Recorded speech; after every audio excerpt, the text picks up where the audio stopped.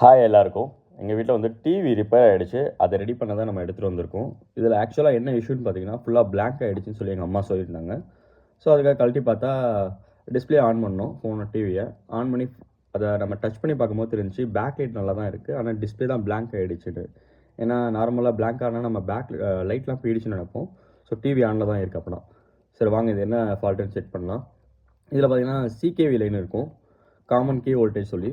So அதில் 2 ஸ்டிப் இருக்குது பாருங்கள். அதில் ஏதாவது ஒரு ஸ்டிப்பை நம்ம ரிமூவ் பண்ணி பார்க்கணும் டிஸ்பிளே வருதான்னு. எந்த ஸ்டிப்பில் டிஸ்பிளே வருதோ அந்த டிஸ்பிளே நல்லாயிருக்கு, எந்த ஸ்டிப்பில் டிஸ்பிளே வரலையோ அது நல்லா இல்லை. ஸோ அதில் சிகேவி லைன் வந்து ஷார்ட்டில் இருக்கும். ஸோ அதை நம்ம டேப் அடித்து கவர் பண்ணிவிட்டு திருப்பி நம்ம ஃப்ளெக்ஸ் பண்ணோன்னா அந்த ஷார்ட் ரிமூவ் ஆகிட்டு டிஸ்பிளே பக்காவாக வந்துடும். இப்போ நான் அதுதான் பண்ணிகிட்ருக்கேன்.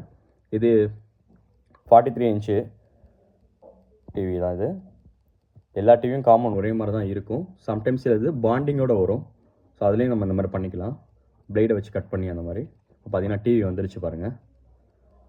உங்கள் வீட்லேயே இந்த மாதிரி டிவி எதுவும் ரிப்பேர் ஆகிடுச்சுன்னா சிம்பிளான வழியில் நீங்களே பண்ணலாம். கிளாரிட்டி வைஸில் எதுவுமே டிஃப்ரெண்ட்டாக ஆகாது. பக்காவாக அது ஒரு 8 லைன் இருக்குன்னு நினைக்கிறேன். அந்த 8 லைனை செட்டப் டேப் அடிச்சு ஓட்டினா பக்காவாக டிவி வந்துடும். பாய். ஏன்னா மேக்ஸிமம் இது வந்து டிவி டிஸ்பிளே சேஞ்ச் பண்ண சொல்லுவாங்க. நீங்களே இது ரெடி பண்ணிடலாம் ஒரு 10 ரூபா 20 ரூபா டேப்பில். பாய். யூஸ்ஃபுல்லாக இருந்தால் சப்ஸ்கிரைப் பண்ணிடுங்க.